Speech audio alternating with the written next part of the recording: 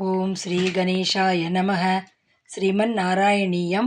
ಓಂ ಶ್ರೀ ಕೃಷ್ಣಾಯ ಪರಬ್ರಹ್ಮಣೇ ನಮಃ. ದಶಕಂ 54. ಕಾಲಿಯಸ್ಯ ಯಮುನಾ ನದೇ ನಿವಾಸಸ್ಯ ಕಾರಣವರ್ಣನಂ. The reason for Kaliya coming to the Yamuna. This and the next two dashakas are based on Bhagavata Skanda 10 chapter 15 verses 47 to 52, chapter 16 and chapter 17. Shloka 1. त्वत्सेवोत्कः सौभरिः नाम पूर्वं कालिन्द्यन्तः द्वादशाब्दं तपस्यन् मीनव्राते स्नेहवान् भोगलोले तार्क्ष्यं साक्षात् ऐक्षताग्रे कदाचित्.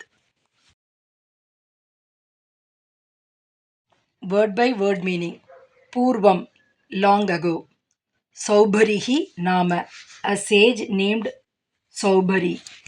Tvat Sevotkaha, Tvat Sevayam Utkaha, who was intent on worshipping thee. Kalindyantaha, in the waters of the river Kalindi, Yamuna. Dvadashabdam,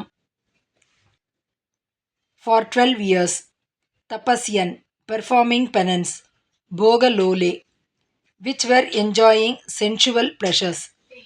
Meenavrate, to the fish. Snehavan, becoming attached. Kadachit, once. Agre, before him.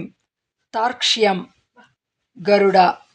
Sakshat Aikshata, saw with his own eyes. Full meaning.